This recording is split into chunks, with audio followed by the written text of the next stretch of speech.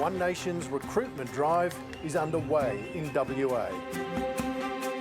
You never walked away from me, and my intention is I will never walk away from you.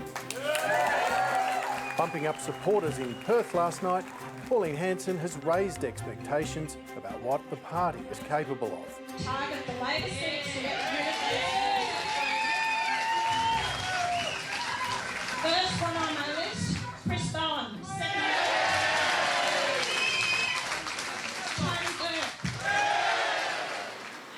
She hates my part of Sydney. People shouldn't pretend to be patriotic if they hate modern Australia. I love Australia, and I love Australia for who we are, not for some fake idea of the nation that we've never been. Labor's head-on challenge to Hanson contrasted today with at least one coalition frontbencher. Liberal numbers man Tony Passon, who may himself face a challenge from Pauline Hanson's movement, told a newspaper the coalition should work with the minor party to determine which seats Liberals and One Nation candidates should contest to avoid competing against each other. There'll be no carve-up of seats, and what we're going to be doing is carving up the Labor Party that's failed this country. I am not interested in dividing the spoils with another political party 2 years out from the election and, frankly, hitching our wagon to their brand with all the risks that that entails. The once mainstream Liberal Party has become just a fringe party, almost giving up 2 years before an election is held. Pauline Hanson today became emotional as she reminded voters that she believes the Liberal Party's new president, Tony Abbott, played a part in her going to jail in 2003 for electoral fraud. When they put me into the hospital that night and I saw my daughter come across on TV from New Zealand, and she was about 19 at the time, and it just broke my heart. As it is now. In the meantime, One Nation says it's making hay, with claims it's raised more than $2 million in donations over 2 days, after Labor called on supporters for cash to counter One Nation's rise. She says that she smashed you in the fundraising race, though. She raised more than $1 million yesterday. Did she, though? Did she, though? Did she? What evidence is there? Why would I call out the liar, fire the liar, then go and do something like that myself? It would destroy me. The fundraising contest has laid bare the speed at which the minor party has seized the political limelight. Labor sources have told 7:30 the government has adopted a two-pronged approach to One Nation's rise. First, avoid targeting Pauline Hanson directly to stop turning her into a political martyr. Second, campaign on what Labor is doing for cash-strapped households while emphasising policy differences. They vote against battlers each and every time. A similar charge to what the Greens are now levelling at the government over planned cuts to the NDIS. The evidence could not have been clearer. This bill will cause harm. It will cost lives. It will cause stress to Australian families. It will shut disabled people back into the dark. The Senate has spent the last 3 days hearing concerns from disability sector advocates over proposals that would see about 300,000 people removed or blocked from accessing the scheme by 2031. All of the things other people in this room take as a given or as a right even has a price tag for someone like me. But what I am able to do and the person I am able to be because of that price tag makes it well worth the cost. Actress Hannah Divany claiming the reforms will lead to deaths. When disabled people die as a direct result of this bill, and they will, their blood will be on your hands. Advocates have urged the government to slow down its planned changes, a call endorsed today by states and territories that accused the federal government of pushing people off the scheme before alternative supports have been put in place. It needs to stop and slow down so there can be far more analysis. I feel the analysis we've been able to do over the last couple of weeks is still inadequate. Where are these hundreds of thousands of NDIS participants going to go? Either way, the government expects it will eventually win over the coalition when Parliament resumes later this month. We're confident that the timeline that we've set out, the need to get this bill through the Parliament as quickly as possible before the winter break is the right plan. So while One Nation is eating the coalition's lunch, it's also presenting a challenge to the government, which, as Jacob just pointed out, is evolving a strategy to deal with the surging minor party. Earlier today, the Treasurer gave a speech to a Labor Party event where he defended the government's housing tax changes, saying Angus Taylor doesn't get them because he was born at the top of the ladder. Jim Chalmers, welcome. Good to have you in the studio. Thank you, Sarah. You've spent 3 years spruiking the government's cost of living relief measures. Rebates for fuel and energy, tax cuts, childcare, Medicare, I'm going through the list, rent assistance. But it's One Nation now that seems to have attracted the majority of voter support. Why do so many people think that you're not helping them and One Nation will? Well, the pace of change in our economy and in our society is accelerating and the global pressures are intensifying. And I think people have got legitimate concerns about where they fit in that story of churn and change. And once you recognise that, you've really got a binary choice, and it represents the difference in politics right now. The right-wing parties, One Nation, the National Party and the Liberal Party, they seek to capitalise on that sense of disconnection that people are legitimately feeling, whereas we're trying to address it. And that's really the difference in our politics right now. But why do people think that One Nation has their backs? With that long list of cost of living relief rebates that you've been repeating and repeating now, why are people thinking that it's One Nation are the ones that are going to have their backs and do something about it? Because despite all of the work we're doing to help people with the cost of living, the 5 different tax cuts and all of the other ways that we're helping people with wages and the like, we know that people are still under pressure and they will express that pressure in political terms. That's not unusual. Now, what is unusual is that we are, as the government, trying to change the status quo. Our political opponents are trying to cling to the status quo, and that's because they want to benefit from it politically without fixing it.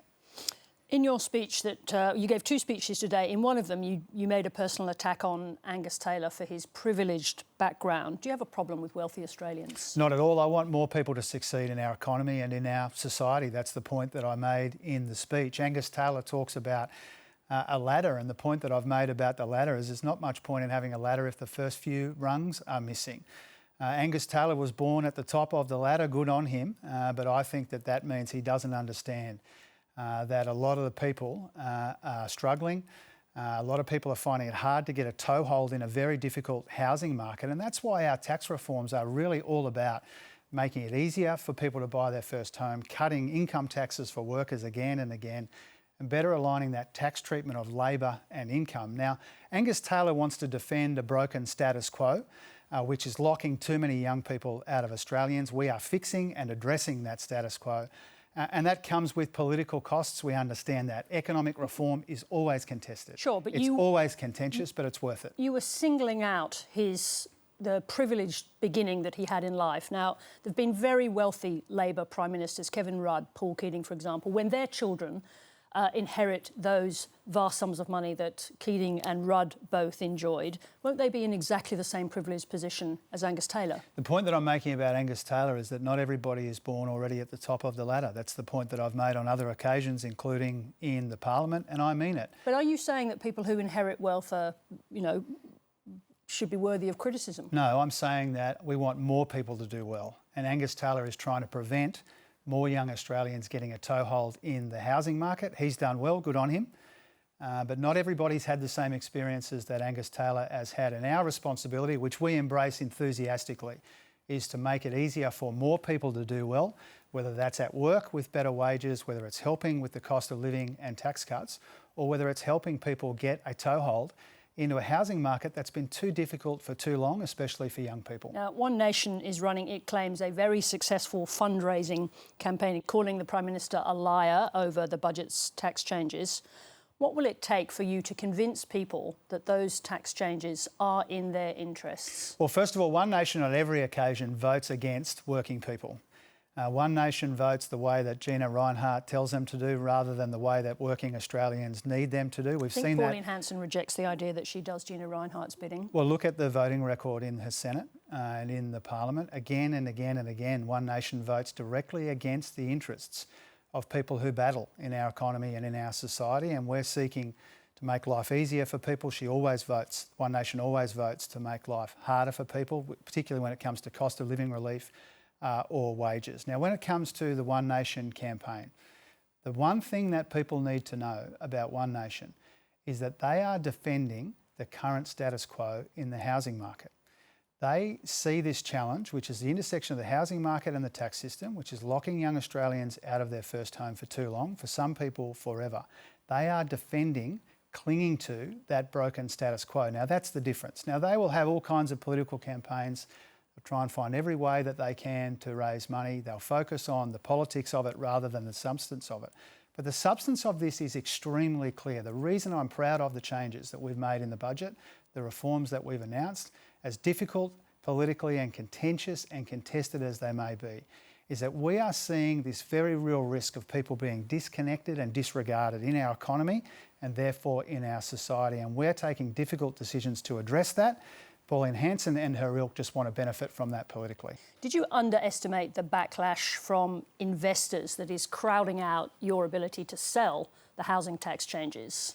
Oh no, because we understand that people have done very well out of the current arrangements. So this is exactly what you expected, that you would be actually having a difficult time selling the housing tax changes because of the noise coming from that. Well, obviously, people unhappy with the CGT changes across the board. Obviously, we expected and anticipated that some people would prefer things to stay exactly as they are. Obviously, we expected...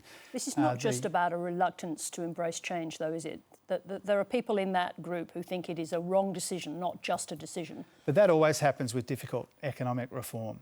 You know, there's no big economic reform, particularly in the tax system, where people line up behind it unanimously. We're not seeing this here, and we're not seeing it on the other occasions the country's embarked on big, difficult tax reform. But that's not a reason to not go down this path. Last time Labor did it, you walked it back. Will you be able to stick to this, do you think? Yes. All the way? Yes. Let's talk about that, because you're in negotiations over carve-outs from the CGT tax changes for some businesses. How broad are you prepared to go with those exemptions? Well, as the Prime Minister said, people shouldn't expect there to be broad-scale changes. There are obviously requests for broad-scale changes. Well, we flagged before the budget privately, and we flagged in the budget papers that we do recognise that there are particular issues in the start-up part of the economy. So are we just talking about start-ups? Well, we said that there's consultation with small business and with start-ups. Obviously, we listen very carefully when people raise issues with us and concerns with us. We said even before the budget was announced that we'd be prepared to do this consultation, and that's what we're doing right now. And again, it's not unusual. Big tax reform often involves multiple pieces of legislation. It often involves consultation on the implementation details, and that's what we're engaged in. But will it be clear before the legislation is presented to the Parliament? Well, the legislation is about the core elements, which won't change. The four key elements of this: negative gearing, capital gains, and the 2 tax cuts for millions of Australian workers. Those are the core elements, and we're legislating them first. So we won't know what you're going to carve out from the CGT changes before the legislation appears? There was never the intention that we would do that, and it wouldn't be the norm when we look at other big tax changes that the country has embarked on.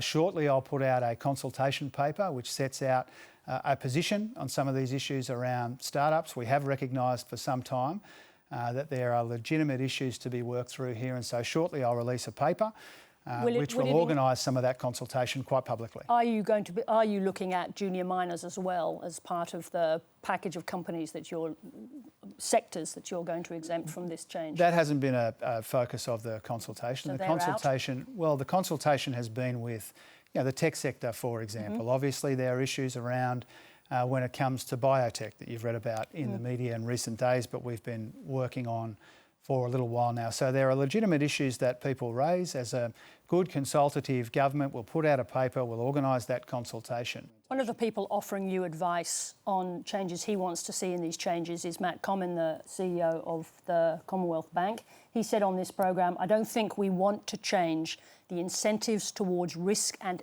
enterprise and innovation." Are you listening to Matt Comyn? I do listen to Matt Comyn. And what about on that fact? He doesn't want those CGT changes to stifle risk and innovation. Again, it would be strange if everyone had a unanimous view about these big, ambitious tax reforms. You're quite aligned with Matt Comyn, though. I spent a lot of time with Matt, and what's your response I spoke to to him in the last week or two about some of these issues. I take Matt's views very. I take them on board. Take them very seriously. But is he right that the risk is that you will stifle risk, enterprise and innovation? I don't believe so. And the reason I don't believe so is once you take the decision to fix this housing issue, the distortion that's created by the capital gains discount on housing, and you replace it with another kind of discount, it's best to apply that broadly. And the reason for that is because you don't want to replace one distortion in the tax system with another. But when it comes to investments like shares, there are some categories of shares where they have been undercompensated by the old arrangements. And so you want people making investments for good economic outcomes, not just necessarily for good tax advantages, and that's why we're applying it broadly. On the fuel excise cut, obviously yesterday we've had more bad news from the Middle East again. Have you made a final decision yet on whether or not you're going to renew it or let it lapse? Well, from an economic point of view, the end of this war in the Middle East can't come soon enough. I think that's obvious. Now, when it comes to the petrol excise cut, we've got this 3-month cut, costs almost $3 billion in the budget. We haven't budgeted to extend that, but we've been upfront with people and said, really on a week-to-week basis, that we review the arrangements for that. Obviously, there's only another 2 or 3 weeks left in this month, and so we'll come to a decision closer to the end of the month. But that petrol excise cut is a really important way that we're helping with the cost of living. Petrol prices have come down in the last couple of months. That's welcome. The message the government's giving is for people to get ready for it to be gone. Well, that's what's in the budget, but we've also said to people, again, trying to let people in on the sorts of decisions that we grapple with, really from week to week. We review the settings here, but it's an important way that we're already helping with the cost of living. Treasurer, thank you very much indeed. Thanks, Sarah.